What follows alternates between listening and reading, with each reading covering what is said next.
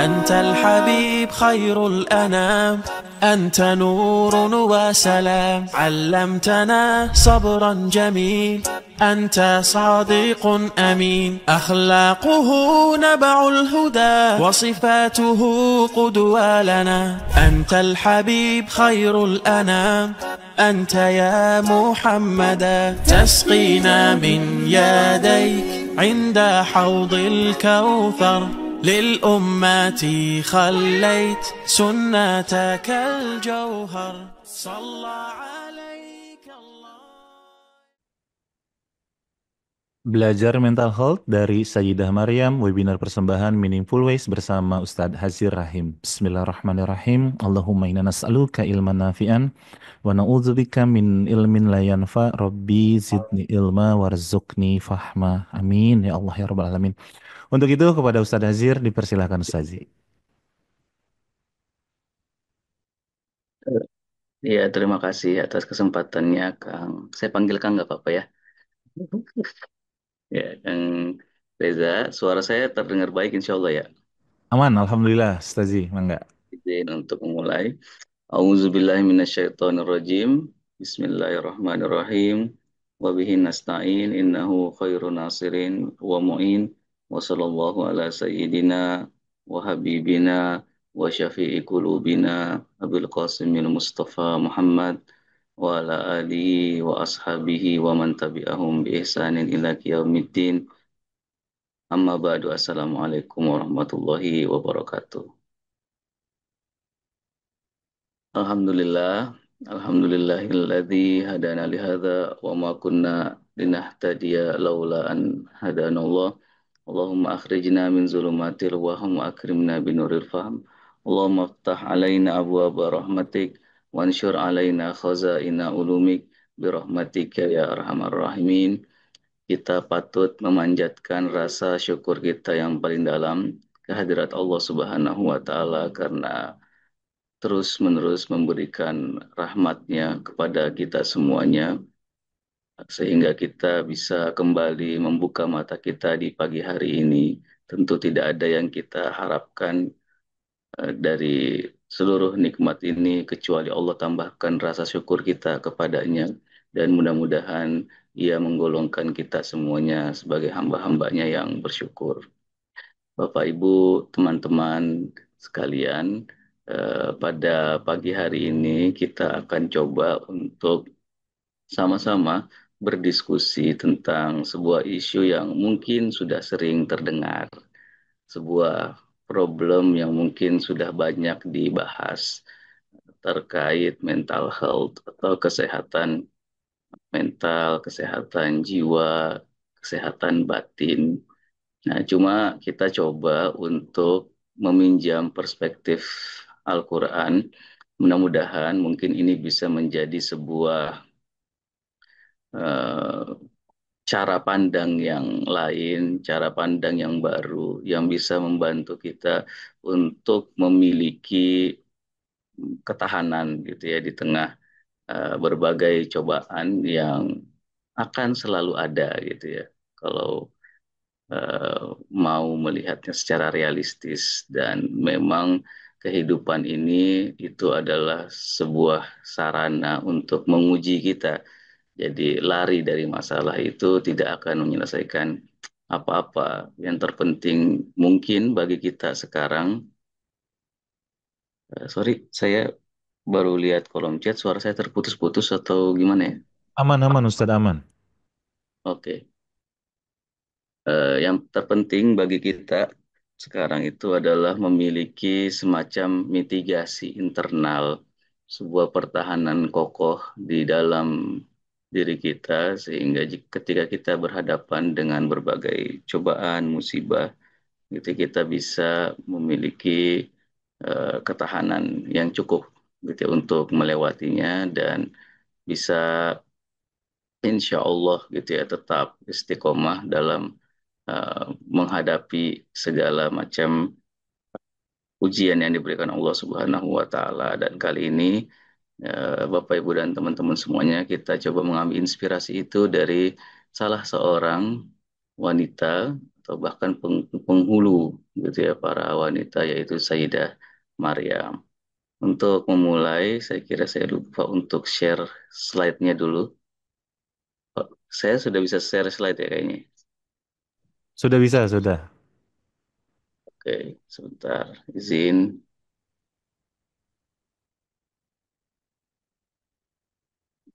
Oh ya, ya. Apakah sudah terlihat? Sudah Ustadz. Alhamdulillah. Ya.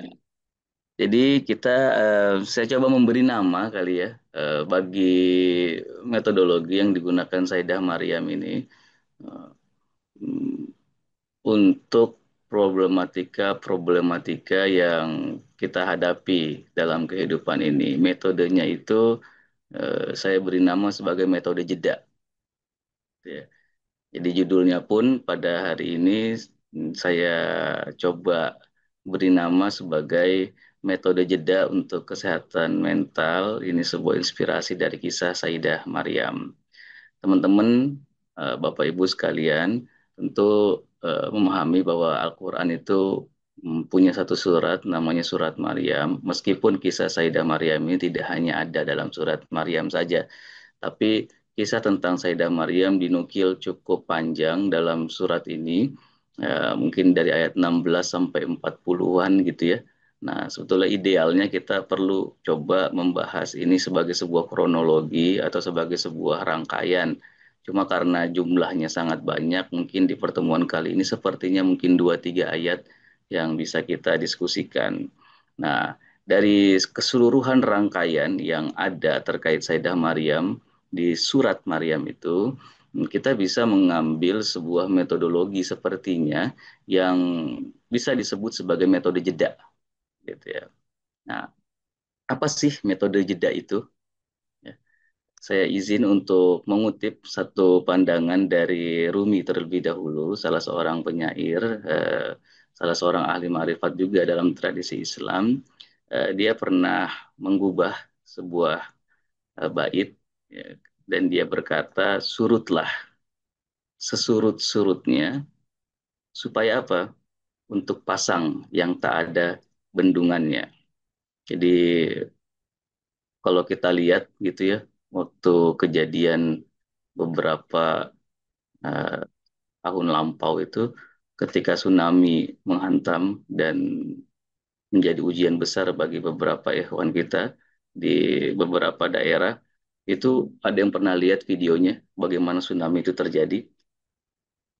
Sebelum pasangnya itu menimpa dan bahkan seperti tidak bisa dihalangi, itu terjadi momentum gitu ketika dia surut sangat jauh dan sangat dalam. Gitu ya. Nah, jadi pasang yang paling besar itu, gitu ya kata Rumi itu hanya akan datang dari surut yang paling paling dalam. Nah, sebaliknya, ketika surut itu kecil, maka yang akan muncul dari air laut itu hanyalah riak-riak gitu kan. Makanya kalau dalam peribahasa kita ada istilah tong kosong itu nyaring bunyinya gitu ya. Itu karena mungkin gitu ya tidak ada isi gitu ya yang coba uh, memang dikeluarkan dari wadah itu. Dan bagaimana isi itu bisa muncul itu ketika dalam bahasanya Rumi surut itu momentum jeda tadi itu tercipta dalam dalam diri kita. Nah, ini sebuah pengantar. Makanya kalau kita berbicara tentang mental health, kesehatan jiwa atau apapun yang berkenaan dengan kejiwaan kita, sepertinya nggak ada tuh cara lain yang lebih efektif untuk menjernihkan air yang keruh, kecuali memang menunggunya kembali kembali jernih. Jadi kalau misalkan kita berhadapan dengan air yang keruh, kita kobok-kobok gitu ya, yang ada dia malah makin makin keruh gitu kan. Ya, ada momen-momen dalam kehidupan kita ini di mana kita harus memang sabar gitu ya, menunggu dan mengambil jeda ketika berhadapan dengan berbagai kekeruhan dalam dalam hidup ini. Itu yang disebut sebagai metode jeda gitu ya. Jadi kadang-kadang cara terbaik untuk menjernihkan air itu adalah menunggu dia kembali jernih. Karena semakin kita otak-atik gitu ya, kadang-kadang justru semakin kusut gitu ya, satu masalah. Dan dari mana kita bisa menangkap bahwa metode surut tadi, metode menunggu jernih tadi, itu ada dalam kehidupan Sayyidah Maryam, kita bisa lihat di ayat ke-16 surat Maryam itu sendiri. Ini adalah awal kisah penukilan Al-Quran tentang Sayyidah Maryam di surat Maryam gitu. Ayat ke-16 di mana Allah Subhanahu wa taala berfirman, A'udzubillahi minasyaitonirrajim.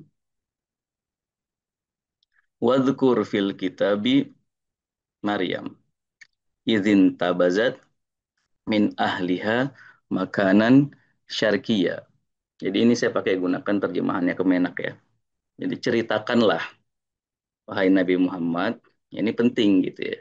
Jadi kalau udah ada redaksi wadzukur seperti ini tandanya buat Allah Subhanahu wa taala ada satu petikan, ada satu fase dalam kehidupan seseorang itu yang sepertinya bisa menjadi sebuah kaidah universal, bisa menjadi sebuah inspirasi universal buat kita tarik dan kita pelajari.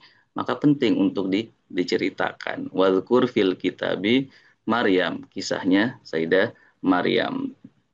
Apa kisahnya Sayyidah Maryam? Uniknya, Al-Quran menukil kisah Sayyidah Maryam, itu fasenya. Tentu Sayyidah Maryam itu kan punya banyak fase kehidupan ya.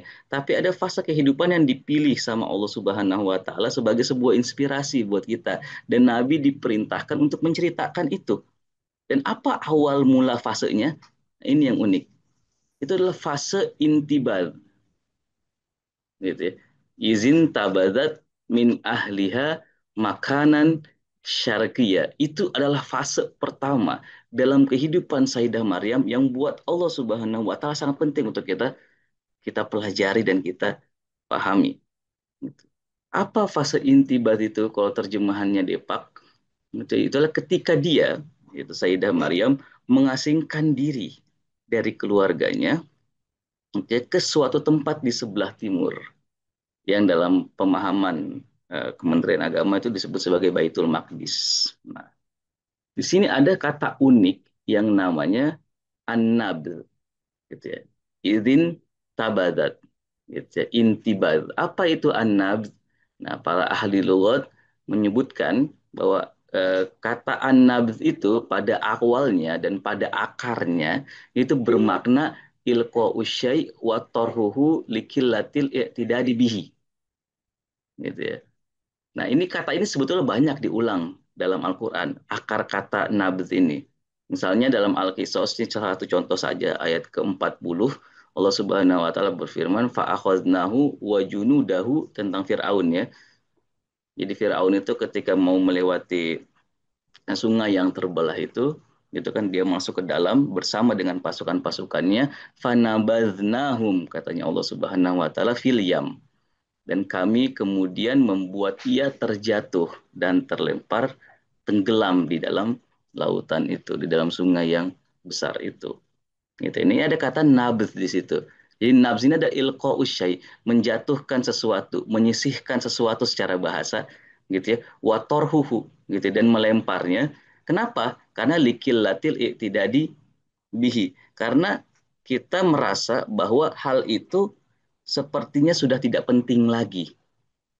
Gitu. Jadi Fir'aun dan seluruh pasukannya buat Allah Subhanahu wa taala itu seperti sudah menjadi wujud yang tidak penting lagi dari bagian alam semesta ini. Maka dilempar saja dan ditenggelamkan saja.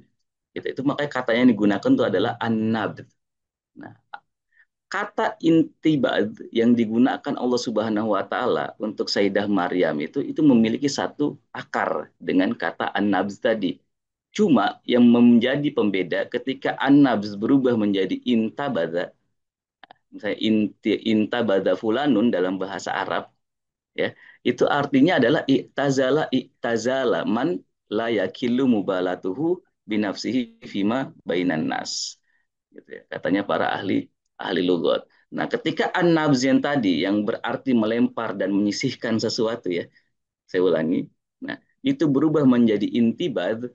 Itu artinya menjadi apa? Menyisihkan diri. Tadi kan menyisihkan sesuatu ya. Tapi ketika dia berubah menjadi intibat, itu artinya menyisihkan diri. Dan sejauh-jauhnya, yang beda menjadi intibas itu bukan sekedar pengasingan, mengasingkan diri, tapi mengasingkan diri dengan sungguh-sungguh gitu. I'tizala man la yakilu mubalatuhu binafsihi fima bainan nas. Karena dia ngerasa gitu ya, bahwa gitu ya, dia betul-betul perlu untuk keluar dari hiruk pikuk yang ada di sekitar dirinya. Gitu. Itu disebut sebagai intibad. Nah, sikap intibad gitu ya, yang diambil sama Sayyidah Maryam dalam awal fase kehidupan yang dinukil oleh Al-Quran itu bukanlah menurut sebagian mufasir sekedar pengasingan sosial saja, meskipun kalimatnya adalah izin tabazat min ahliha, kan gitu ya. Jadi ketika Sayyidah Maryam mengasingkan diri beliau dari ahlinya, dari orang-orang yang ada di sekitarnya. Ya, makna pertama yang muncul di benak kita mungkin itu adalah pengasingan yang sifatnya sosial saja, gitu kan. Tapi menurut sebagian mufasir lebih dari itu, pengasingan yang diambil, yang dilakukan oleh Sayyidah Maryam itu adalah pengasingan katakanlah eksistensial gitu ya. Apa sih pengasingan eksistensial itu? Nah, ini ada sebuah problem Bapak Ibu dan teman-teman semuanya dalam apa namanya? Kehidupan kita yang disebut sebagai krisis eksistensial. Krisis eksistensial itu adalah sebuah krisis ketika kita kehilangan makna dalam hidup ini. Nah, makna dalam hidup itu, menurut banyak pemikir, itu adalah sesuatu yang sangat penting, yang bahkan saking pentingnya itu lebih penting dari hidup itu sendiri. Jadi kalau kita mau menimbang mana yang lebih penting antara makna dengan hidup, gitu ya, menurut sebagian pemikir yang lebih penting dari makna dan hidup itu adalah makna. Kenapa? Karena hidup tanpa makna itu adalah hidup yang tidak layak untuk dijalani. Nah, ketika kita merasa kayaknya kita nggak ngerti kenapa tiba-tiba berada dan terdampar di dunia yang sekarang kita hidupi ini. Dari mana asalnya, kemana tujuannya, dan apa yang harus kita lakukan. Itu semua adalah krisis-krisis makna. Itu adalah hal-hal yang mungkin tidak kita sadari, tapi membuat kita bertahan dalam kehidupan ini. Dan jika itu tidak ada, kita akan mengalami sebuah krisis yang disebut sebagai krisis eksistensial tadi, gitu ya. Nah, ini sebuah krisis yang bisa menciptakan mm, problem kesehatan mental yang luar biasa akut. Makanya ada istilah logoterapi. Itu beda dengan terapi-terapi yang lain. Logoterapi itu adalah pendekatan eksistensial, Bapak Ibu dan teman-teman semuanya, untuk menjawab persoalan-persoalan ini. Karena memang persoalan-persoalan eksistensial semacam itu hanya bisa dijawab dengan pendekatan yang eksistensial pula. Dan Sayyidah Maryam itu mengajarkan kepada kita bahwa untuk mengatasi problem-problem seperti ini, kita perlu mengalami sebuah fase dalam hidup ini yang bernama fase intibad. Fase untuk mengasingkan diri. Agak paradoks memang, gitu ya. Ketika kita merasakan keterasingan dalam hidup ini, atau tadi saya bahasakan sebagai keterdamparan, bayangkan gitu ya, kita seperti ada di sebuah pulau gitu. Kalau pernah nonton film gitu kan, di pulau itu kita sampai di situ tanpa kita sadari kenapa kita ada di situ. Kira-kira itu meresahkan atau enggak? Kira-kira itu menggelisahkan atau enggak? Kira-kira kita punya pertanyaan-pertanyaan serius atau enggak?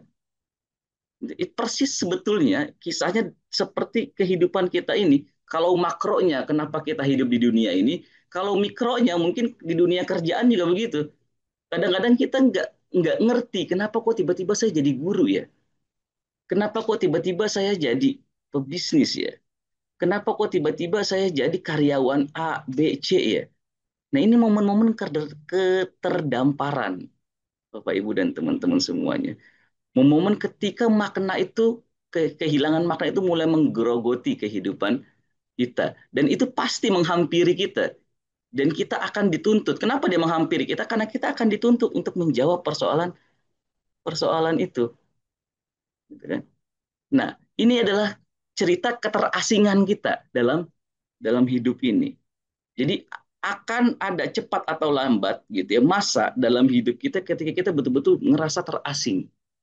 Belum lagi ada ancaman-ancaman kematian, gitu kan? Nah, kematian tuh ya paling tidak ada tiga bentuk gitu ya. Ada kematian biologis, ada kematian psikologis, dan ada kematian sosiologis. Kematian biologis itu apa? Ketika nafas kita berhenti. Itu mengkhawatirkan buat banyak orang, dan itu bisa menimbulkan keresahan tersendiri dan mental issue tersendiri, gitu ya.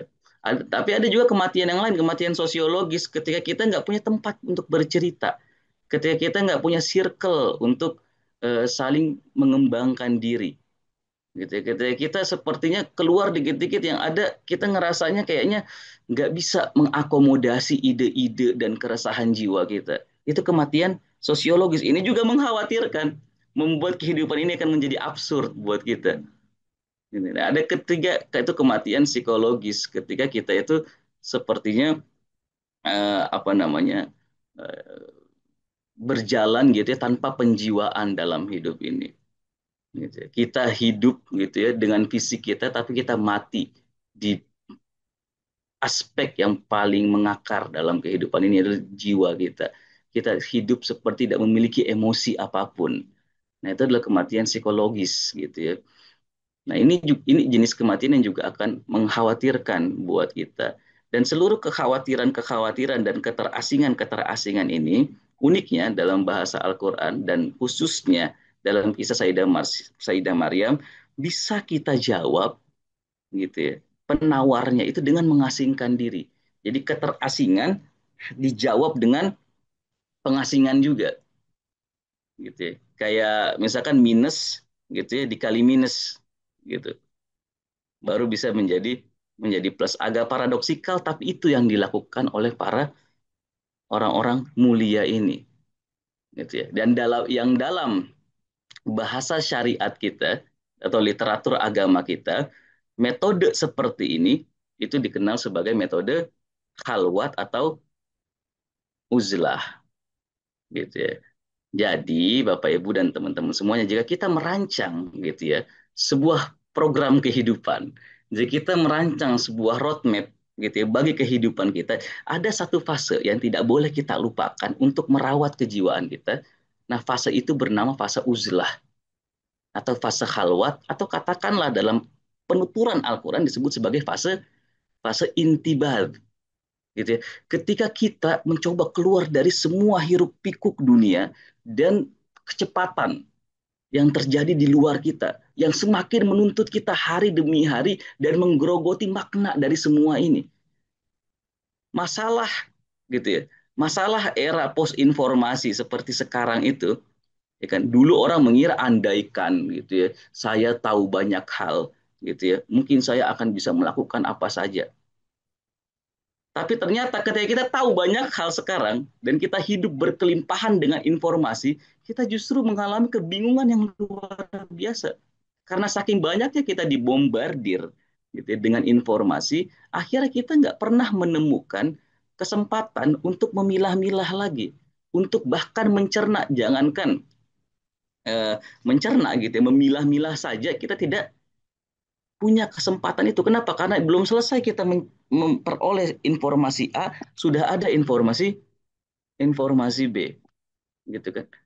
Jadi dulu ketika modernisme awal-awal itu bertiup gitu ya, dari barat ke timur, gitu ya, orang-orang timur kaget gitu kan dengan percepatan dunia atau revolusi industri ini. Akhirnya ketika mobil diciptakan gitu ya, kita gelagapan. Karena ini makhluk asing dalam tanda petik gitu ya. Nah, akhirnya kita mencoba untuk tidak menggunakannya, dan kita nggak ngerti gitu ya bagaimana harus melawan makhluk asing ini. Akhirnya karena dia cepat, kita juga latihan untuk lari lebih cepat daripada mobil itu. Kisah hidup kita kadang-kadang kayak gitu, Jadi dulu pernah konon gitu ya, ada satu fase di mana orang-orang itu dididik gitu ya supaya bisa lari lebih cepat daripada mobil. Itu kan capek. Kenapa nggak diajarin gitu cara mengendalikan mobil itu? Ya dunia yang semakin cepat ini justru tidak juga menuntut kita untuk serba cepat melawan kecepatannya dia. Nah, jangan-jangan dunia yang serba cepat ini justru menuntut kita untuk menemukan hal yang paling otentik dalam kehidupan kita. Jangan-jangan dalam bahasa yang lain, gitu, itu menuntut kita untuk memiliki jeda dalam kehidupan kita. Ketika semua sepertinya fast forward, gitu ya, nah kita bisa menemukan momentum untuk memiliki slow motion. Nah, kapan kita bisa memiliki itu? Ketika kita juga menguasai metode yang namanya khalwat dan uzlah ini. Dan ini adalah metode yang dipraktekkan oleh Sayyidah Maryam. Jadi sebelum Sayyidah Maryam itu apa namanya masuk dalam dunia sosialnya, gitu ya. Nah, beliau terlebih dahulu memiliki momen yang bernama intibad itu, memiliki momen yang bernama uzlah itu. Dan kita tahu gitu ya bahwa Nabi Muhammad SAW pun gitu, sebelum menerima wahyu pamungkas, ajaran penutup gitu ya, dan disebutkan sebagai khotamul anbiya dalam apa namanya Al-Qur'an gitu ya. Nah, beliau itu juga harus terlebih dahulu mengasingkan diri beliau di Gua Hiro. Jadi dinukil bahwa beliau memulainya itu bahkan ketika beliau berusia 35 tahun gitu ya. Dan itu rutin beliau lakukan minimal 1 tahun itu ada 1 bulan atau 40 hari yang beliau sisihkan itu untuk memiliki momentum pengasingan diri di Goa Hiro. Dan ini bukan hanya kisahnya Nabi Muhammad SAW gitu. Kita bisa lihat itu misalkan di surat Maryam ini sendiri gitu ya. Saya tentu tidak berhak gitu ya untuk memberikan apa namanya atau menginterpretasi, tapi sebagai sebuah apa ya mungkin permenungan saja gitu ya. Kalau boleh gitu ya, memberi nama surat Maryam ini dalam sebuah tema gitu. Saya ingin menyebut surat Maryam ini sebagai surat yang temanya itu adalah mengambil jeda. Kenapa? Karena mulai kisah kan dimulai dengan kisah Nabi Yahya dan Zakaria, kemudian Sayyidah Maryam, kemudian Nabi Ibrahim. Dan uniknya Bapak Ibu dan teman-teman sekalian, ketika kita berbicara tentang Nabi Ibrahim dalam surat Maryam, Nabi Ibrahim kan dinukil gitu ya dalam banyak ayat di Al-Quran ini kan. Tapi penukilan tentang kisah Nabi Ibrahim di surat Maryam itu penukilan yang unik. Misalnya di ayat ke-48 ya, kalau kita lompat gitu ya, di surat Maryam ini kan 16 gitu ya. Di ayat 48 ya, itu Allah Subhanahu wa taala eh, apa namanya menyebutkan sebuah penuturan yang unik tentang Nabi Ibrahim. Ada di sini bisa kelihatan nggak ya? Saya soalnya nggak ada di slide. Sulit ya? Atau kita bacakan saja ya? Bentar. Ayat 48. Nah, ini Nabi Ibrahim dinukil dalam Al-Qur'an itu wa a'tazilukum ma tad'una min dunillah wad'u rabbi. Katanya Nabi Ibrahim bilang ke ayahnya gitu ya. Wa tazilukum itu apa? Itu akar katanya sama dengan uzlah. Jadi uzlah itu kalau Bapak Ibu dan teman-teman semuanya mau lihat gitu ya, kajian tematiknya dalam Al-Qur'an, itu kebanyakan menggunakan istilah i'tazala. Jadi uzlah yang kita kenal itu dinukil sama Al-Qur'an dalam banyak ayat dan biasanya dimulai dengan kalimat i'tazala itu. Dan Nabi Ibrahim juga fase kehidupan yang dinukil dalam surat Maryam ini adalah fase i'tizal tadi atau fase uzlah tadi. Jadi katanya ayahnya Nabi Ibrahim, ya udah kalau kamu nggak mau nyembah apa namanya eh, patung-patung ini, kamu pergi aja sana mengasingkan diri, nggak usah ada di sini. Apa jawaban Nabi Ibrahim? Ya udah, aku pergi. Wa atazilukum, aku akan mengasingkan diriku dari kalian, katanya Nabi Ibrahim. Wa ma tad'una min dunillah, aku akan mengasingkan diriku dari kalian dan dari apa-apa gitu ya, yang kalian sembah kecuali Allah Subhanahu wa taala. Nah, sebagian mufassir menyebutkan bahwa ini merupakan sebab kenapa Nabi Ibrahim itu mengasingkan diri dari masyarakatnya. Gitu. Jadi mengasingkan diri dari masyarakat itu tentu tidak sepenuhnya baik, gitu kan. Tapi harus ada sebabnya. Gitu. Apalagi kalau kayak kita kenal Islam ini kan agama yang menekankan pada tanggung jawab sosial, gitu kan. Nah, cuma ada momen-momen gitu ya dalam kehidupan ini di mana solusi terbaiknya itu adalah kita memang mengasingkan diri. Gitu, kita mengambil jeda dalam kehidupan ini, gitu ya. Kalau katanya Romi, untuk pasang yang mungkin tidak akan ada bendungannya tadi. Gitu. Jadi Nabi Ibrahim mengalami fase itu untuk kemudian berhasil apa namanya menegakkan kalimat tauhid yang beliau coba tanamkan di tengah masyarakatnya.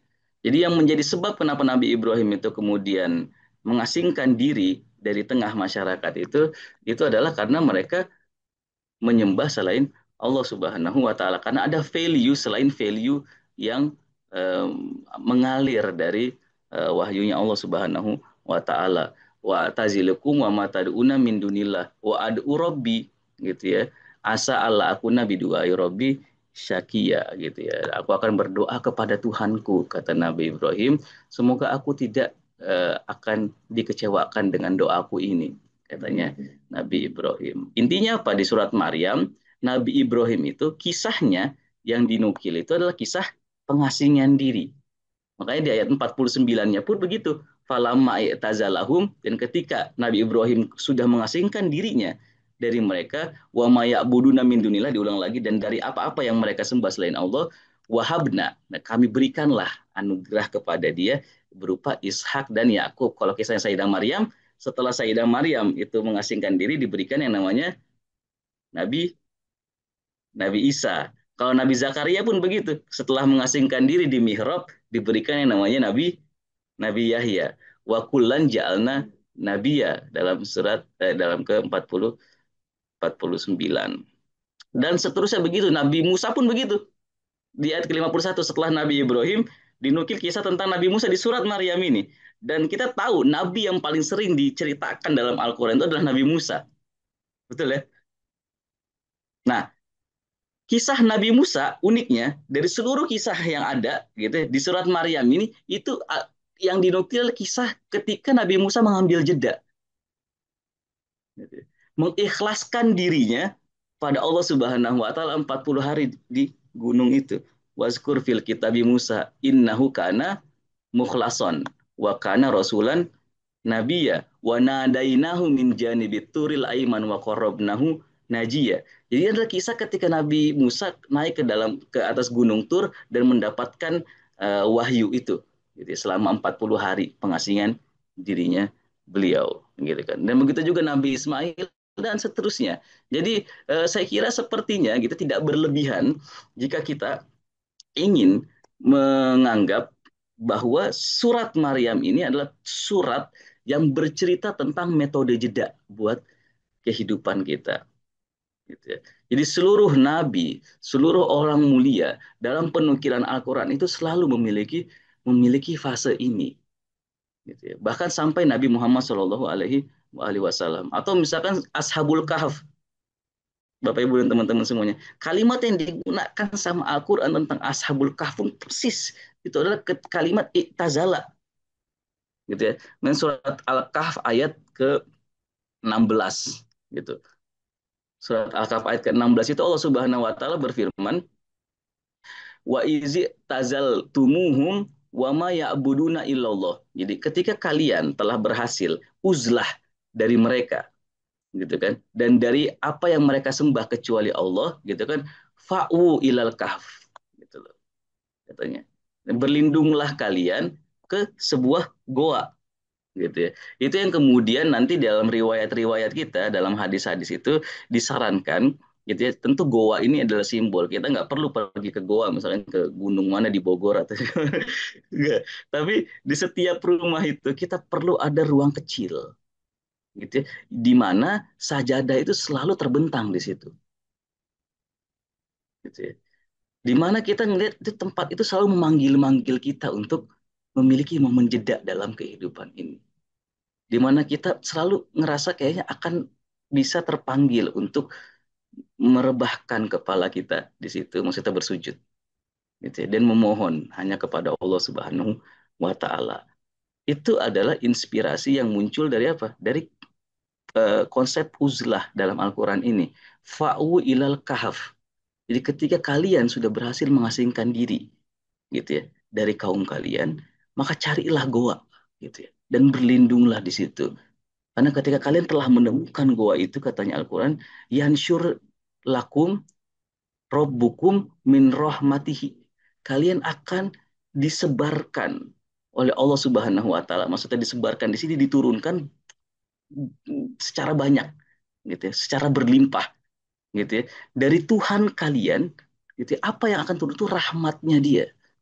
Wa yuhayyi lakum, dan Allah yang akan memberikan kesiapan bagi batin kalian, min amrikum mirfaqo, dan Allah yang akan memberikan eh, pendampingannya bagi segala urusan urusan kalian. Jadi saya sering bilang ke teman-teman itu, agama ini, itu khususnya agama samawi itu kan punya tiga prinsip yang sama, gitu. Apapun itu agamanya, selama di agama samawi itu ada tiga prinsipnya. Yang pertama itu tauhid, yang kedua itu nubuah, dan yang ketiga itu ma'ad atau hari akhir, gitu ya. Mau itu Yahudi, mau itu Nasrani, mau itu Islam, bahkan mau itu agamanya Nabi Ibrahim, tiga-tiganya itu menjadi rukun, gitu ya. Rukun iman agama-agama samawi loh, bukan rukun iman Islam ya, jangan disalahpahami gitu. Yang rukun misalnya ada enam, itu beda. Tapi yang menjadi fondasi bagi agama samawi itu ada tiga. Dan prinsip yang tertanam dari tiga rukun tadi itu adalah dua hal. Yang pertama, agama itu datang untuk menanamkan kepada kita bahwa dunia ini, bahwa kehidupan ini, sorry, itu tidaklah sementara. Jadi problem yang berusaha dijawab sama agama itu adalah problem kesementaraan, karena kita benci kesementaraan, gitu ya. Jadi semua yang sementara-sementara ini kita cenderung tidak tidak suka. Jadi ada semacam fitrah dalam diri kita yang mencari keabadian, gitu ya. Kenapa? Karena dikasih rumah A dengan luas 400 meter, gitu ya. Kita pengen yang lebih lagi, gitu ya. Kita nggak pengen ada sesuatu yang habis dalam kehidupan kita. Nah, itu problem kesementaraan yang akan menggerogoti kita dan bisa menjadi penyebab bagi tema kita mental health itu ya. Nah, itu dijawab agama gitu dengan apa namanya, konsep keabadian. Itu satu. Jadi agama ini turun untuk membawa konsep keabadian bagi kita dan menyelesaikan problem kesementaraan tadi. Dan kedua, gitu ya, agama itu turun untuk menjawab problem kesendirian, gitu ya. Karena agama itu datang untuk menekankan kepada kita bahwa Allah itu lebih dekat daripada apa yang bisa kita kira. Bahwa kita tidak akan pernah benar-benar ditinggalkan sendiri dari kehidupan ini. Bahkan Allah saking ingin menunjukkannya bahwa kalian gak sendirian, dia turunkan nabi-nabinya kepada kita. Dia langgengkan ajaran nabi-nabinya kepada kita. Supaya kita yakin bahwa kita ini memang tidak pernah ditinggalkan sendiri sama Allah Subhanahu wa Ta'ala. Karena problem kesendirian itu adalah problem yang berbahaya buat kita. Ketika kita ngerasa kayaknya berjuang ini, effortnya ini kok nggak dibersamai sama orang lain, gitu kan. Nah, agama itu datang, dan di sini ketika Ashabul Kahfi itu berhasil mengasingkan diri mereka dan menemukan goa mereka dan berhasil mendapatkan kesiapan hati dari Allah Subhanahu wa taala, dia mencapai suatu keyakinan bahwa urusan-urusan itu ditemani sama Allah Subhanahu wa taala. Nah, ini juga di antara apa namanya, fase kehidupan yang juga dimiliki oleh orang-orang mulia lain yang kita kenal sebagai Ashabul Kahfi. Intinya Bapak Ibu dan teman-teman semuanya, semua orang-orang mulia ini, gitu ya, itu memiliki fase yang namanya fase uzlah, yang namanya fase mengasingkan diri, gitu ya. Tadi bukan untuk lari dari tanggung jawab sosial, tapi mencoba untuk bisa mewaraskan kejiwaan kita di tengah hiruk pikuk dan berbagai tuntutan dan juga status-status yang mungkin sebetulnya kita sendiri muak dengan itu. Mohon maaf saya gunakan kata muak, gitu ya. Kenapa? Karena dunia ini seringkali akan memaksa kita menggunakan topeng demi topeng yang sebetulnya kita tidak perlukan dan bahkan tidak kita inginkan dalam kehidupan ini. Bayangkan jika di tengah tumpukan topeng-topeng itu kita sendiri nggak punya pertahanan, kita sendiri nggak punya ruang, dan kita sendiri nggak punya jeda gitu ya untuk merasakan keotentikan diri kita. Gitu kan. Itulah yang disebut sebagai dalam bahasa akhlak itu disebut sebagai tahliyah pakai kho tahliyah gitu. Kenapa? Karena tidak ada yang namanya mengisi kalau sebelumnya tidak ada pengosongan. Betul nggak sih? Apa yang mau kita isi kalau misalkan sejak awal itu sudah penuh, apalagi dipenuhi dengan sesuatu yang kotor, gitu.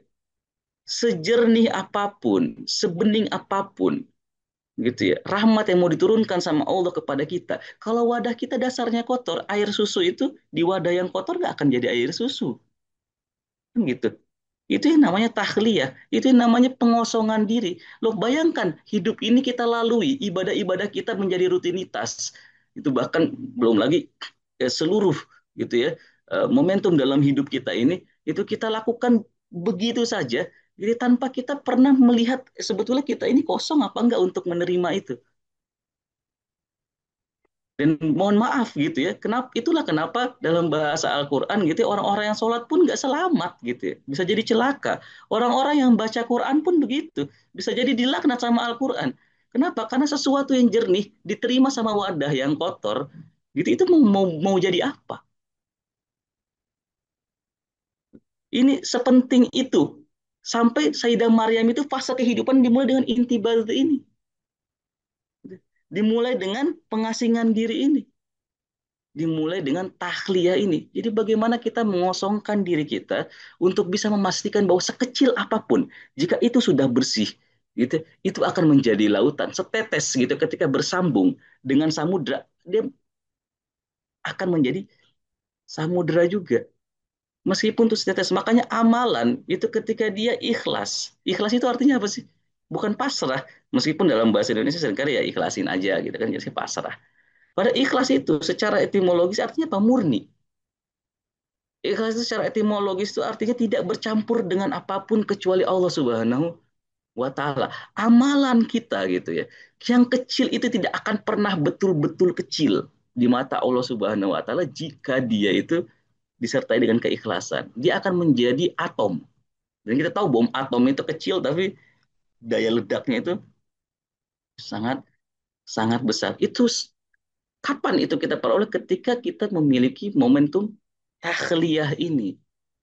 Ketika kita memiliki momen untuk mengosongkan diri kita sehingga ketika itu sudah kosong dan bersih gitu ya yang kecil zikir-zikir kita yang kecil gitu seperti Allahu Akbarnya kita ketika kita mau sholat bahkan bahkan sebelum sholat ketika kita sedang berniat pun mau sholat itu memberikan perubahan dan dampak yang serius buat kita. Inna sholat tanha anil fahsya wal munkar itu betul-betul terjadi dalam kehidupan kita. Waduh, saya kelewatan waktunya ya. Iya. Dan itu yang terjadi sama Sayyidah Maryam, gitu kan? Jadi ketika beliau berhasil mengalami fase intibat dan pengasingan diri, gitu, beliau mendapatkan ismah. Apa itu ismah? Semacam kemaksuman. Apa sih kemaksuman? Keterjagaan.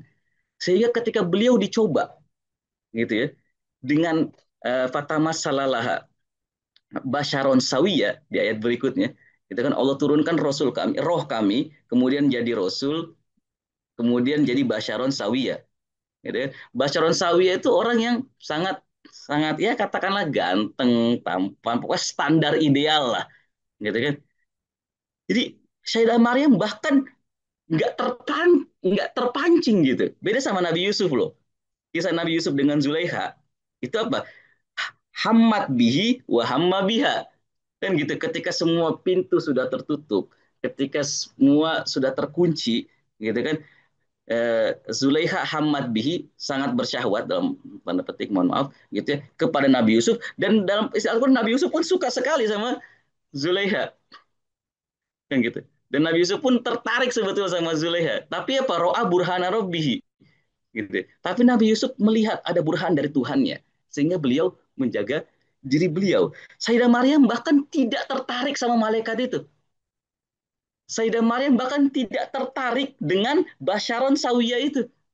Jadi level kemaksuman, level keterjagaan yang berhasil diperoleh Sayyidah Maryam sebagai hasil dari intibaznya beliau itu menurut sebagian ulama lebih tinggi dari level kemaksuman dan ifah atau keterjagaan atau kesucian diri yang dimiliki oleh Nabi Yusuf. Meskipun Nabi Yusuf juga sudah sangat luar biasa. Bayangkan Anda ada di posisi itu. Dan ini bukan cuma tentang syahwat nafsu. Kadang-kadang syahwat kekuasaan juga begitu. Kadang-kadang semua jenis syahwat yang ada dalam kehidupan kita, hamad bihi wa hamma biha. Tapi kalau itu dihadapkan pada orang setipikal Sayyidah Maryam bahkan berselera pun tidak. Pernah nggak kebayang kita makan mohon maaf bangkai tikus? Jangankan mau kepikiran aja, enggak. Jadi apa? Ada ilham gitu, ada pencerahan yang bisa diperoleh seseorang gitu ya, ketika dia bahkan melihat dosa-dosa itu seperti bangkai tikus itu, yang jangankan dia tertarik, terpikirkan pun enggak. Dan kapan dia bisa memperoleh itu? Ketika tahliyah itu terjadi dalam diri dia. Dan itu bukan sekedar tahliyah, tapi apa?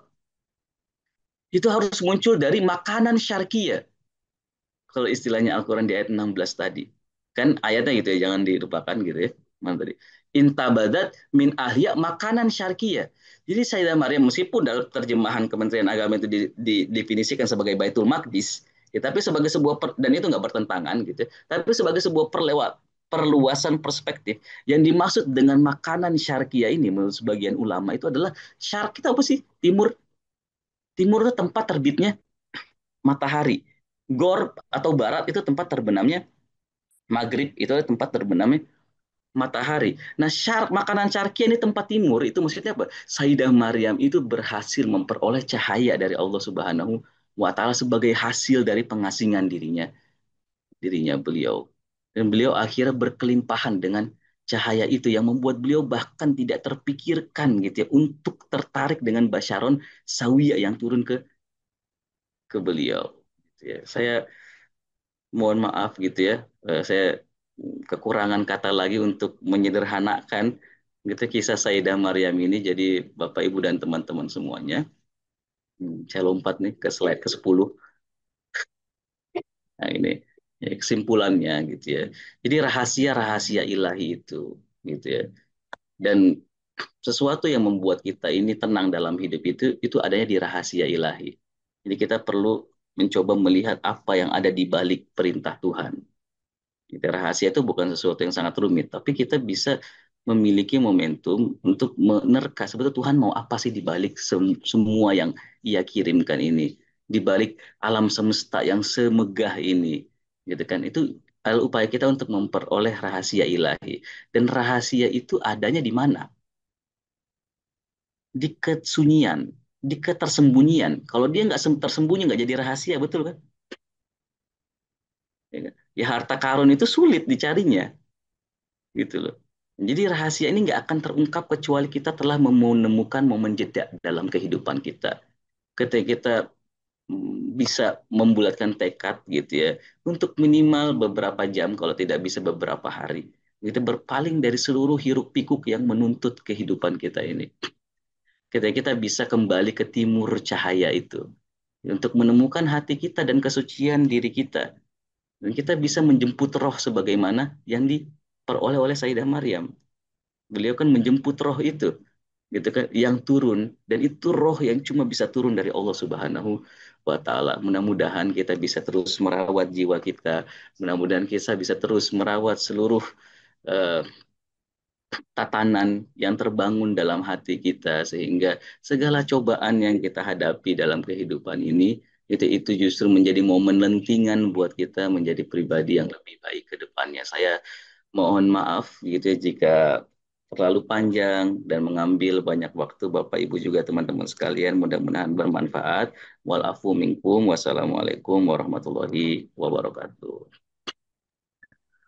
Waalaikumsalam warahmatullahi wabarakatuh. Masya Allah. Syukran jazakallah khair Ustaz Hazir. Insya Allah dalam banget ternyata materi kita pagi hari ini ya Bapak Ibu sekalian. Alhamdulillah Allah pilih kita untuk belajar pagi hari ini bersama beliau nih. Baik Bapak Ibu sekalian, selanjutnya kita akan ada sesi diskusi insya Allah. Nah bagi Bapak Ibu yang memiliki pertanyaan atau yang ingin memperdalam lagi tentang materi hari ini, mangga ditanyakan. Tapi aktifkan dulu fitur resennya ya. Nanti kita bukakan nih dari sini untuk mic-nya. Dan sebelum kita ke sesi tanya jawab, Bapak Ibu sekalian, boleh dulu dong ditulis satu dua kata nih. Apa yang didapatkan, apa yang dirasakan setelah mendapatkan pemaparan dari Ustadz Hazir. Boleh, boleh. Saya pengen tahu dulu nih dari Bapak Ibu nih, apa yang sudah didapatkan, insight apa gitu. Dan kalau misalkan tidak bisa resen juga boleh titipkan ke kolom chat ya pertanyaannya. Nanti insya Allah saya bacakan. Oke, mana nih? Kena banget, makasih Ustadz. Oke, menjeda itu penting, kata Pak Zulnedi, Masya Allah. Alhamdulillah udah mulai tersingkap. Wah, ada Bu Turi juga nih. Jazakallah khairan, Masya Allah. Tadi telat Kang, ada rekaman videonya nggak? Ada dong. Seperti biasa, rekaman akan dibagikan di grup Meaningful Ways ya. Maka pastikan bagi yang baru bergabung pagi hari ini bersama kajian Meaningful Ways, pastikan dirinya tergabung dengan grup Meaningful Ways. Nanti kakak admin boleh menyertakan link pendaftarannya di grup ya. Di grup di kolom chat, mangga. Masya Allah, mantap. Nah, ini pertanyaan pertama dulu deh. Ustadz Hazir, apakah ada alamat IG-nya? Ya boleh nanti dibagikan di kolom chat ya kakak-kakak admin. Nah, biar terus terhubung dan tersambung. Mantap, mendapat momen wow, Masya Allah kita perlu jeda. Oke, Alhamdulillah daging banget. Apa yang kita lakukan saat menjeda diri? Nah, oke, nanti sekalian bisa dijawab. Sadar kadang suka rusuh diri menghadapi masalah. Masya Allah, menjeda itu penting. Pencerahan Kang, kudu menyepi. Alhamdulillah perlu jeda dengan beruzlah dekat sama Allah untuk bisa level up lebih tinggi. Makasih Ustadz.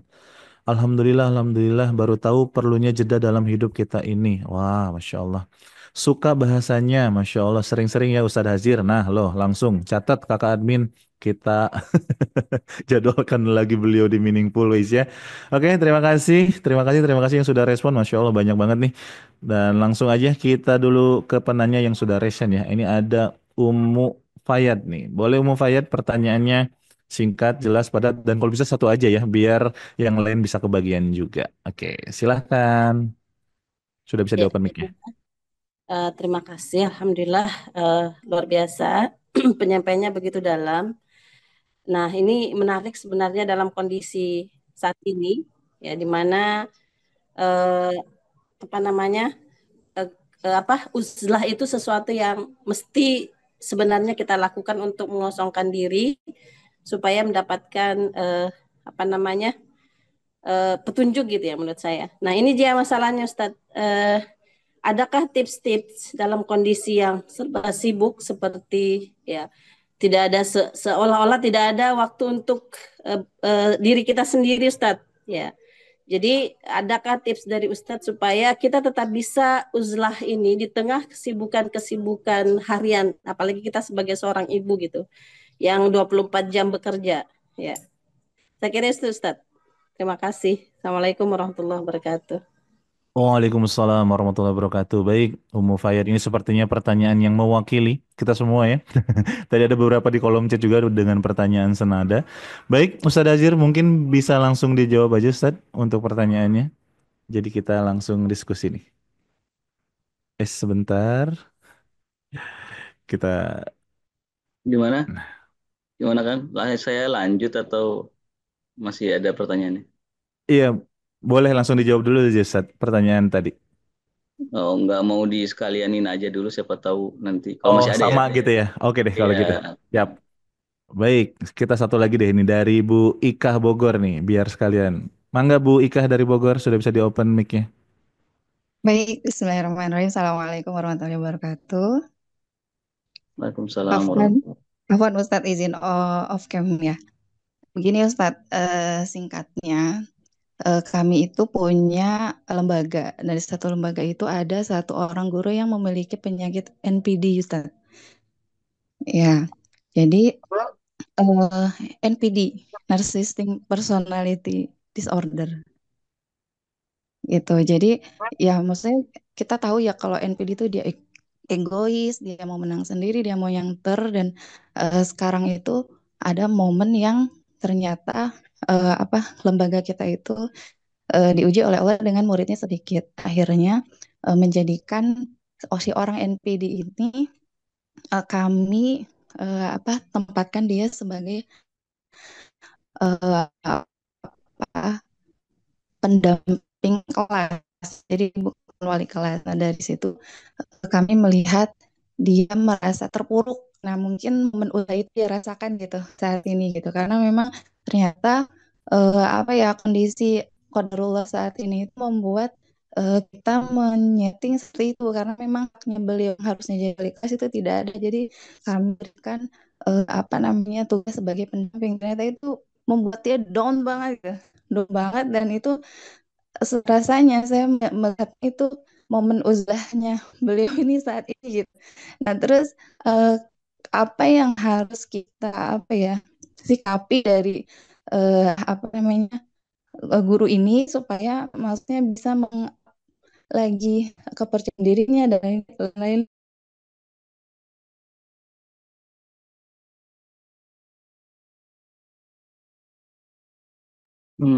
Di saya berhenti suaranya. Iya, terputus sepertinya nih Ustadz dari Bu Ika Bogornya. Oke. Oke, Tapi saya insya Allah nangkap eh, ininya tadi. siap. Siap Ustadz. Saya mungkin urutannya mungkin nggak sesuai dengan pertanyaannya, tapi saya coba apa namanya menjawab secara ini ya, secara beriringan gitu. Maaf, bentar. Ya. Bismillahirrahmanirrahim. Terima kasih atas pertanyaannya. Saya izin merespon ya, tidak menjawab. Mudah-mudahan bisa membantu keresahan Bapak Ibu dan teman-teman sekalian. Em, Mungkin saya mulai dengan pertanyaan terkait tips-tips gitu ya tentang apa namanya supaya bisa tetap uzlah. Jadi eh, pernah pasti sering dengar gitu kan ayat Al-Qur'an ya bunyinya itu faman ya'mal mithqala dzarratin khairan yarah. Ya. Sebaliknya juga waman ya'mal mithqala dzarratin syarran yarah gitu ya. Nah, di sini ada mungkin eh, konsep penting yang jarang diperhatikan tentang kalimat dzarrah itu, gitu ya. Ya, mungkin ini seringkali dikaitkan itu tepat gitu ya, bahwa ini seringkali dikaitkan bahwa sekecil apapun yang kita lakukan itu akan kita saksikan nanti perwujudannya di alam akhirat bahkan bahkan di dunia ini juga gitu ya. Nah, tapi kalau kita coba melepaskan diri gitu ya dari kaitannya dengan efek gitu ya, dan kita lihat penuturan Al-Qur'an tentang amalan yang kecil itu mungkin memberikan pesan tersendiri gitu ya. Bahwa ketika kita mau men-set up suatu amalan gitu ya, kita perlu melakukan setup itu yang tidak terlalu besar dulu gitu kan. Jadi kita perlu bahasa sekarangnya mah atomik gitu ya. Ya kan zarroh itu kadang-kadang diartikan sebagai sesuatu yang atom. Nah sekarang ini udah mulai tren nih namanya atomic habits gitu ya. Jadi kebiasaan-kebiasaan yang sifatnya atomik dan paradigma itu sebetulnya digunakan sama Al-Qur'an gitu ya. Bahwa ketika kita mau beramal gitu ya, kita lakukan amalan-amalan yang sifatnya atomik gitu. Nah bahkan untuk jihad yang asgor saja gitu ya. Allah Subhanahu wa taala berfirman fanfiru subatin gitu kan. Gimana ayatnya fanfiru ada yang ingat nggak ayat itu fanfiru subatin au jami'an gitu kalau saya tidak salah ingat ayatnya gitu kan jadi kita ketika dalam jihad yang asgor itu ketika peperangan itu kan jihad asgor ya jihad akbar itu apa melawan diri sendiri gitu ya. Ini tentu akrabkan dengan hadisnya yang masyhur itu tentang bagaimana sahabat pulang dari perang Badar dibilang sama Rasulullah, "Selamat datang, kalian telah berhasil melewati jihad asgor." Ditanya sama sahabat lah, "Kok ini jihad kecil? Wah, udah susah sekali perang Badar dan lain sebagainya. Pasukan kita sedikit, panas terik bagaimana?" Terus apa jihad yang akbar itu jihad melawan diri kita sendiri. Gitu. Jika dalam jihad yang asgor saja kita diperintahkan untuk apa namanya jeli terhadap strategi, gitu kan. Kadang-kadang kita perlu berjihad asgor itu dengan subat, kadang-kadang perlu dengan jamiah, kadang-kadang kita perlu small group, gitu ya. Perang itu kan ada strateginya ya. Nggak semuanya langsung asal seperti zaman dulu barbar gitu misalkan. Perang itu ada strateginya, jadi ada kelompok kavaleri, infanteri, kelompok kecil, bisa kelompok satuan, troops yang 10 orang, kelompok satuan yang 50 orang, jalur komandonya itu kan gitu ya. Jadi nggak semuanya jamiah. Gitu. Jadi kadang-kadang kita beramal kayak gitu, jangan langsung jor-joran. Gitu. Tapi kadang-kadang subat-subat. Gitu. Subat-subat itu maksudnya apa? Eh, Step by step. Gitu kan. Nah uzlah pun seperti itu. Gitu. Ini sekaligus menjawab pertanyaan yang kedua tadi, apa yang mesti kita lakukan saat kita uzilah gitu ya. Nah, uzilah itu kita tunjukkan dimulai dari cara kita menunjukkan niat kita dulu gitu ya. Untuk bisa menemukan momen uzilah dalam kehidupan kita ini. Gitu ya. Misalnya bisa dimulai dengan menyiapkan ruang kecil tadi gitu ya di rumah kita gitu ya di mana itu selalu terbentang gitu ya. Nah itu mempengaruhi loh secara psikologis. Itu akan memanggil-manggil kita secara psikologis untuk mengakrabkan diri ke ruangan itu gitu kan. Atau misalkan bertafakur itu juga momen uzlah. Misalkan dalam 24 jam yang kita miliki gitu ya nggak usah misalkan tafakur itu 1 jam, nggak usah bahkan 2 jam. Itu 5 menit saja kita sisihkan, tapi itu konsisten. Nah, saya kira efeknya akan besar. Coba dulu, gitu ya. Coba dulu misalnya selama 40 hari, tapi konsisten. Jangan usah yang banyak. Misalnya 5 menit atau 10 menit, gitu ya. Anda catat untuk diri Anda sendiri, mau itu bagusnya sih sebelum tidur, gitu ya. Tapi kalau memang nggak punya waktu sebelum tidur, misalkan setelah sholat subuh juga nggak ada masalah. Gitu ya. 5 menit setiap hari, atau 10 menit kalau bisa setiap hari, gitu ya. Anda coba sisihkan waktu dan itu lakukan itu selama 40 hari, saya kira efeknya akan serius buat kehidupan kita. Dan apa yang kita tafakuri gitu kan? Yang kita tafakuri itu banyak hal gitu ya. Bisa jadi diri kita, gitu. Bisa jadi alam semesta kan itu apa perintahnya Al-Qur'an. Kalau misalnya kita sulit kayak kehabisan bahan di tahap awal gitu, bisa jadi kita baca buku aja 10 menit gitu. Baca buku tapi nggak semua buku ya. Jadi buku-buku memang yang memantik kesadaran kita, yang memantik permenungan kita tentang makna kehidupan ini. Itu 10 menit aja sampai selama 40 hari gitu ya. Yang bisa membuat kita kadang-kadang kan hidup ini apa ya? Perlu tangisan gitu ya. Dan begitu. Gitu. Kalau kita tidak bisa menciptakan diri dan kita butuh bantuan eksternal, baca buku itu adalah bantuan eksternal paling baik. Jadi kalau misalkan kita bisa menciptakan dalam diri kita sendiri, itu lebih baik lagi menurut saya. Ketika kita merenungi semua yang bersiluran dalam hati kita. Ketika satu hari itu kita pikirin, kenapa saya begini, nggak begitu. Ya kan? Ini kan sesuatu yang tidak sederhana sebetulnya. Kita punya nggak waktu itu? Kan coba bayangkan selama 24 jam, ada berapa keputusan yang kita ambil dalam hidup ini? Selama 24 jam satu hari loh. Coba Anda hitung, mungkin yang bisa Anda hitung itu jauh lebih sedikit ketika apa yang terjadi. Tapi coba dihitung aja, ada berapa keputusan yang Anda ambil dalam hidup ini. Keputusan untuk sekarang duduk, keputusan untuk berdiri kemudian, untuk berbicara A, B, C. Ya, kalimat-kalimat yang keluar dari kita itu kan keputusan juga. Ya, katanya Sayyidina Ali, karomahullah wajah, kalimat itu ketika masih di dalam kita menjadi tuannya. Tapi ketika udah di luar kita yang jadi budaknya dia.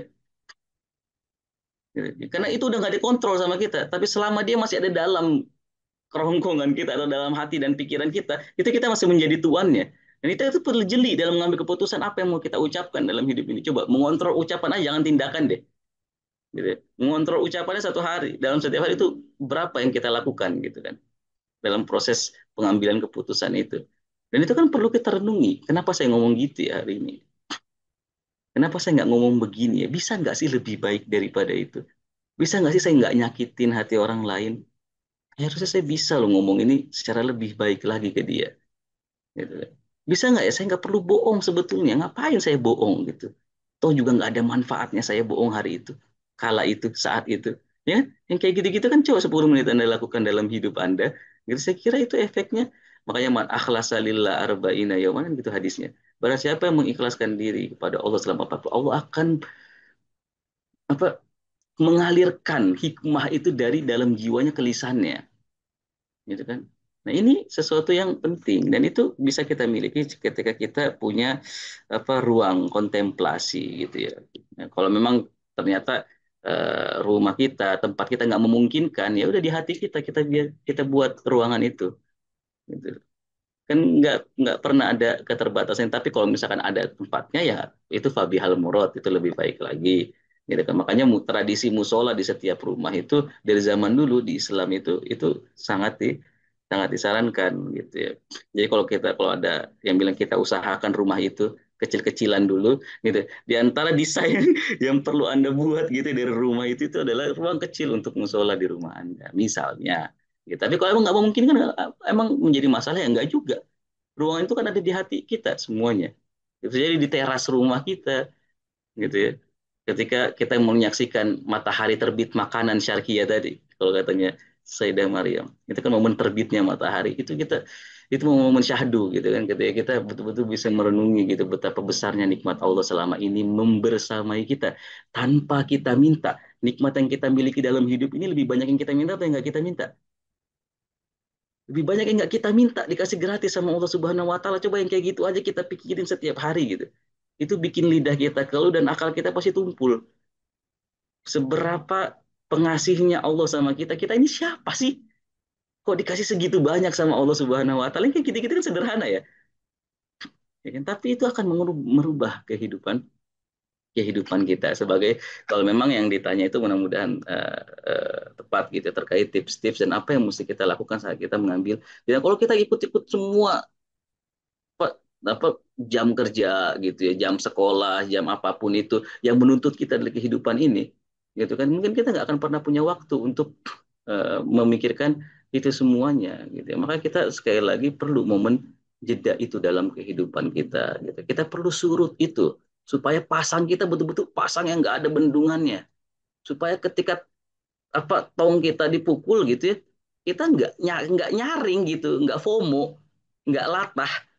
Ya, ada orang yang sumbunya itu pendek. Kenapa? Karena emang kosong isinya. Tapi bayangkan kalau tongnya itu penuh isinya, mau dihantam sekeras apapun dia nggak cepat bunyi, gitu. Selalu ada jeda buat dia dalam mengambil keputusan. Selalu ada momen ketika dia harus berpikir, gitu kan. Ketika dia harus melihat, mempertimbangkan seluruh aspek yang ada, gitu. Nah, ini pentingnya momen jeda tuh dalam kehidupan kita. Sehingga ya beda, gitu ya, air gemerciknya air yang kecil, gitu ya, ketika dikobok-kobok sama gemerciknya lautan, gitu ya, lautan kita kobok-kobok ini nggak akan kedengeran apa-apa, kita mau lempar apapun ke dalamnya juga nggak ada apa-apa, efeknya bahkan cenderung diterima sama dia, gitu. Bagaimana Nabi itu dilempari batu, gitu kan, dilempari kotoran, dilempari, tetap Nabi itu la Allah kebahi nafsaka.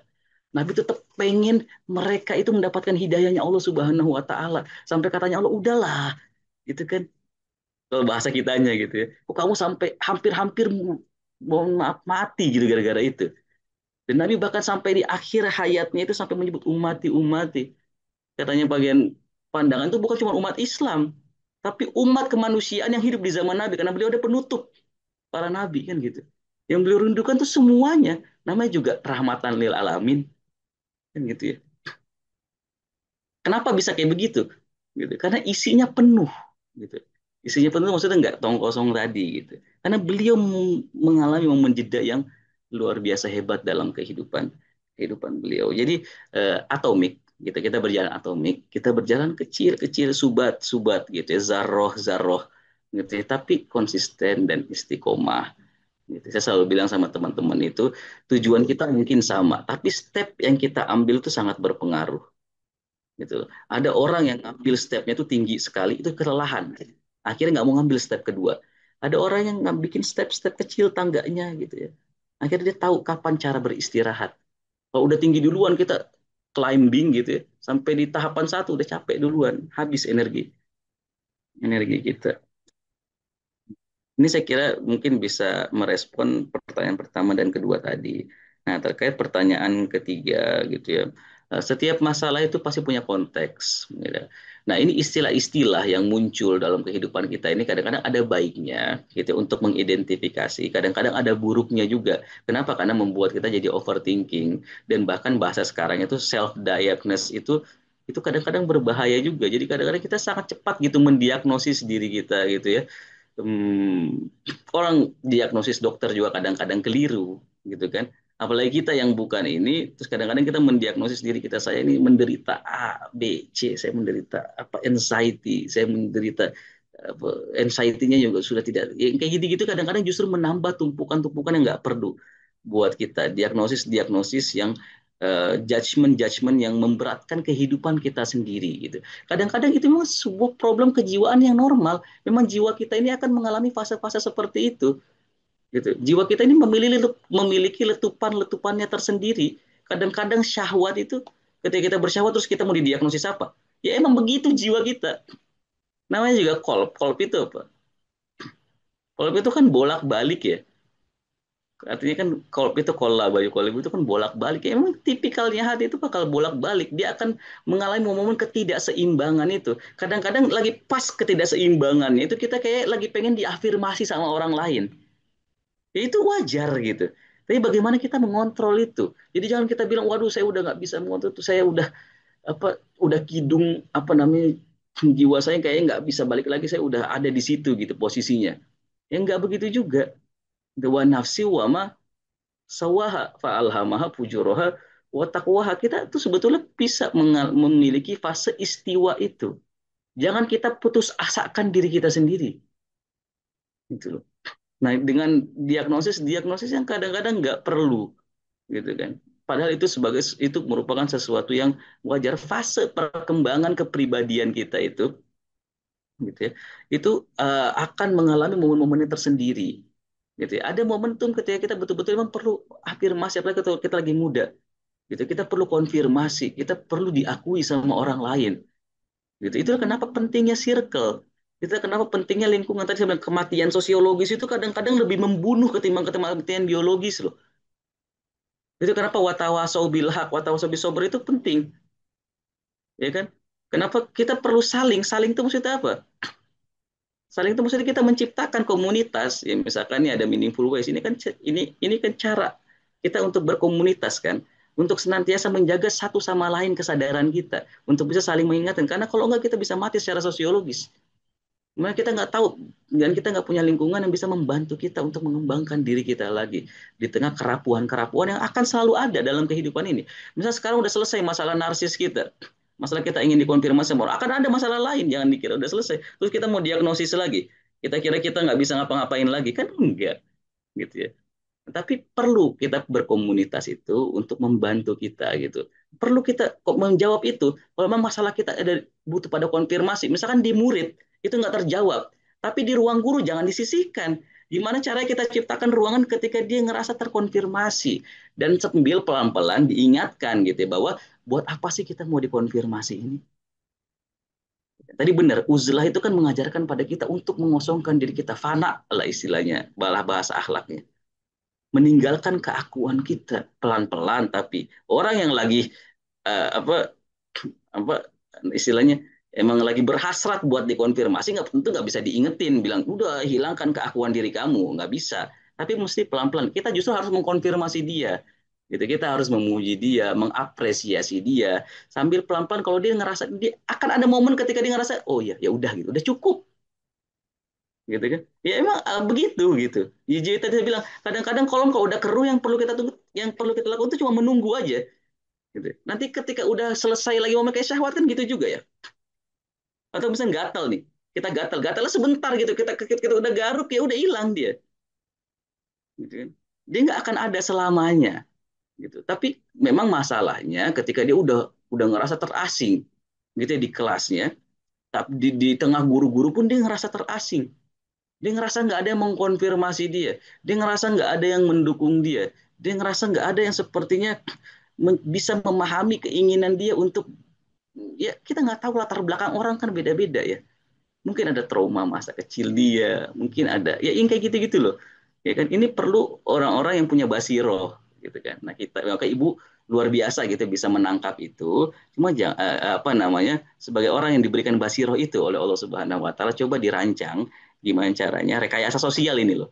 Gimana caranya dia terkonfirmasi dan ngerasa dipeluk sama komunitasnya dia. Karena bahaya ketika dia sudah mati secara sosiologis. Pelan-pelan dia akan mati secara psikologis, dan kemudian dia akan mati juga bahkan mohon maaf secara biologis gitu loh. Dan itu akan menuakan dirinya Gitu kan. Nah, ada problem-problem ketuaan itu sejak muda udah terjadi kan katanya gitu ya. Itu karena kayak gitu. Gitu ya. Ya, jadi mudah-mudahan gitu ya masalah itu bisa selesai. Jadi ini satu momen, ini satu fase aja gitu ya yang perlu dimaklumi dalam kejiwaan kita. Jangan terlalu dibesar-besarkan, apalagi dicarikan obat yang saya bukan anti dan bukan ingin merendahkan gitu ya dunia apa namanya pengobatan dan kedokteran gitu ya. Tapi kadang-kadang masalah itu memang tidak segenting itu. Gitu. Cuman karena kita tidak bisa menanganinya dengan baik, akhirnya jadi sangat besar yang tadi terlalu nyaring bunyinya. Ciptakan momen-momen uzlah buat dia, di mana dia bisa bercerita satu, misalnya dua orang. Akhirnya pelan-pelan dia ngerasa, oh iya saya harusnya bercerita sama diri saya sendiri dulu loh. Gitu kan. Saya kok kayaknya mungkin masalah saya itu adalah masalah karena saya nggak cukup punya waktu untuk diri saya sendiri. Kenapa saya harus proyeksikan ke orang lain? Kenapa citra diri saya harus dibangun dengan pandangan orang lain? Kan gitu ya. Kenapa pandangan orang lain penting buat saya gitu? Dan pandangan saya pada diri saya nggak penting. Sejak kapan itu terjadi? Saya kok jadi bohong terus sama diri saya ya? Misalnya gitu. Ini kan apa? Tapi pencerahan-pencerahan kayak gitu baru terjadi ketika orang sudah terkonfirmasi dulu. Jadi coba diciptakan lingkungan yang tepat saja buat dia. Saya kira itu mungkin saya nggak tahu mudah-mudahan bisa membantu ya. Tentu jawaban itu ibu sendiri yang bisa tahu konteksnya bisa beda-beda, tapi ya insya Allah saya kira ini bisa membantu. Masya Itu. Allah, Masya Allah. Siap, Ustazi. Masya Allah, ini makin siang makin dalam nih bahasan kita. Allahu Akbar, ini bukan kena sama penanya aja nih. Kayaknya Ya, ke Bapak Ibu yang lain juga relate. Ini relate banget buat saya, Masya Allah. Ustaz, atur nuhun ya. pisan atas Sama-sama, respon dari sama-sama. jawabannya. Dan Masya Allah, ini rezeki banget pagi hari ini kita dibersamai oleh Ustadz Haji Rahim. Nih, Bapak Ibu sekalian, saya pengen tahu nih sekali lagi nih, coba apa perasaannya nih? Satu dua kata mungkin yang menggambarkan kondisinya setelah mendengarkan pemaparan dari Ustadz Haji Rahim. Boleh Bapak Ibu diketik satu dua kata, relate banget, tercerahkan kah atau lega? Atau ada yang nangis dari tadi di pojokan? So touching, oh Masya Allah. Relate banget, selalu pengen validasi, Masya Allah. Rezeki nomplok pagi, subhanallah, amazing. Ketagihan belajar dari Ustadz Hazir. Nah, lo Ustadz tanggung jawab. Jadi kalau misalkan nanti kita undang lagi beliau nih, kira-kira bakal mau hadir lagi nggak coba? Boleh nggak kalau kita undang Ya, lagi beliau ke Meaningful Ways? Mau katanya. Satu orang doang yang mau deh, nggak usah eh, berarti ya. Oh luar biasa, lanjutkan, mau boleh. Rezeki banget katanya, mau banget tercerahkan, mau. Nah loh, Ustadz tanggung jawab ya. Nanti mesti datang lagi ke Meaningful Ways loh. Karena teman-teman semua keluarga besar ini merasakan manfaatnya dari apa yang Ustadz sampaikan. Dan bagi Bapak Ibu nih yang merasakan manfaat pagi hari ini boleh dong kalau misalkan mau berbuat baik, yuk kita support kegiatan dakwah di Meaningful Ways ini agar terus berjalan, agar terus eksis setiap harinya. Walaupun mungkin nanti kita sudah tidak ada, kita tinggalkan amal soleh kita. Bagi yang mau support menjadi bagian keluarga besar Meaningful Ways dengan cara bersedekah, mengeluarkan infak terbaiknya, boleh banget. Yuk, sama-sama kita bangun komunitas Meaningful Ways ini agar bisa terus menghadirkan kajian-kajian, webinar yang luar biasa setiap paginya, membersamai perjalanan sembuh dan bertumbuh kita ya. Mangga langsung aja ke BSI 766 711 3339 atas nama Meaningful Ways. Tadi juga ada yang tanya, ini ada rekamannya enggak Kang Reza? Nah ini bisa jadi nih baru pertama kali hadir ya. Nah bagi yang baru pertama hadir, pastikan sudah tergabung dengan grup Meaningful Ways ya. Biar nanti bisa menyimak rekamannya. Nanti semua rekaman, semua kajian-kajian kita termasuk mungkin bahkan nanti ada penyampaian dari kakak-kakak admin. Nah itu boleh mendapatkan info terbarunya di grup Meaningful Ways. Boleh tuh ada di kolom chat bagi yang ingin bergabung bersama kami. Insya Allah sudah hampir 2000 gitu ya yang sudah tergabung dengan grup terbaru. Nah, jadi pastikan juga bagi Bapak Ibu yang belum tergabung dengan grup terbaru sudah ada di grup terbaru Meaningful Ways ya. Mangga langsung aja daftar, langsung aja kita bareng-bareng belajar selama 60 hari ke depan ini kita akan dibersamai oleh guru-guru yang luar biasa insya Allah ya. Dan Ustadz, terima kasih banyak pagi hari ini. Namun sebelum kita tutup, mungkin ada yang mau disampaikan sebagai meaningful way statement pada kesempatan pagi hari ini. Mangga Ustadz. sebetulnya cukup ya. Yang penting itu sekali lagi sebagai sebuah penutup. Nabi Zakaria itu punya amalan unik gitu ya, yang mungkin tidak dimiliki sama banyak nabi lain. Ketika beliau mendapatkan ilham hasil dari apa namanya uzlah beliau di mihrab itu, beliau diperintahkan sama Allah, tandanya itu adalah sukut. Ya. Jadi ada puasa diam, namanya puasa berbicara. Gitu. Kenapa amalan itu ada? Gitu ya. Karena memang kadang-kadang kita itu memerlukan momen untuk sunyi. Kadang-kadang kita perlu momen untuk mendengarkan apa yang selama ini bersuara dari kedalaman hati kita. Dan itu kita mampu mendengarkan itu. Asalkan kita punya waktu buat itu. Jadi jangan kita mulu yang bicara, tapi biarkan hati kita juga yang bicara gitu. Kalau kita punya waktu yang cukup untuk itu, insya Allah mudah-mudahan banyak masalah dalam kehidupan ini, khususnya masalah-masalah mental dan kejiwaan yang sebetulnya bisa kita atasi dengan kemampuan kita sendiri. Dan kita lebih hebat, lebih kuat daripada apa yang kita bayangkan, sehingga Allah pun apa nggak pernah kelelahan gitu ya, dan nggak pernah ngerasa capek untuk membersamai kehidupan kita. Jadi seistimewa itu Anda di mata Allah Subhanahu wa Ta'ala. Saya kira itu mungkin. That's all. Siap Ustadz, Masya Allah. Seistimewa itu Anda di hadapan Allah. Waduh, ini kena banget pagi hari ini. Ustadz, sekali lagi saya mewakili keluarga besar Meaningful Ways. Terima kasih banyak. Jazakumullah khairan. Mudah-mudahan Allah jagain Ustadz dan keluarga ya dengan penjagaan terbaiknya. Diberkahi kehidupannya Ustadz, Ya, dimudahkan, diridhoi segala hajatnya gitu ya. Dan yang paling penting mudah-mudahan Ustadz dan keluarga semakin disayang sama Allah ya. Ustadz, terima kasih banyak sekali lagi pagi hari ini dan sama-sama. Mohon jangan maaf. kapok, jangan bosan, pokoknya ditunggu ya. Nanti kalau misalkan ada teman-teman ngundang lagi Ustadz, kami siap lagi belajar. Dan gitu Bapak Ibu, untuk hari ini terima kasih banyak. Mohon maaf nih agak kelebihan 9 menit, nggak apa-apa ya, karena aduh ini materinya luar biasa banget. Sayang makanya kalau tadi dipotong gitu ya. Tapi ini pun saya yakin pasti masih kurang kan. Tapi untuk menambah keberkahan ilmu, yuk ada mesti kita batasi ya. Kita cukupi untuk hari ini. Insya Allah kita ketemu lagi besok di regular webinar Meaningful Ways. Dan kalau nggak salah, Ustadz Indra udah pulang dari safarnya. Dan mudah-mudahan besok udah bisa bersamai kita lagi ya, yang udah kangen sama Ustadz Indra. Besok hadir Insya Allah untuk kelas eksklusif kita pekan ini. Tunggu aja deh infonya ya. Nanti akan dibagikan di grup seperti biasa. Dan selamat beraktivitas pagi ini buat orang tua yang mengantarkan hari pertama anak-anaknya sekolah. Semangat, mudah-mudahan bekal yang sudah disiapkan gitu ya. Dan penuh kebahagiaan. Dan untuk menambah keberkahan seperti biasa, yuk kita tutup dengan sama-sama mengucap hamdalah. Alhamdulillah, ya Rabbil Alamin. Dan sempurnakan dengan doa kafaratul majelis. Subhanaka Allahumma wa bihamdika asyhadu an la ilaha anta astaghfiruka wa atubu ilaik. Barakallahu fikum, Bapak Ibu, Ayah Bunda dimanapun berada, berkah selalu, selamat beraktivitas, selamat hari Senin, bahagia selalu. Wassalamualaikum warahmatullahi wabarakatuh. Dan kirimkan doa-doa terbaik buat Ustadz Azir, mangga. Barakallah Pak Ustaz. mohon pamit. Pamit ya.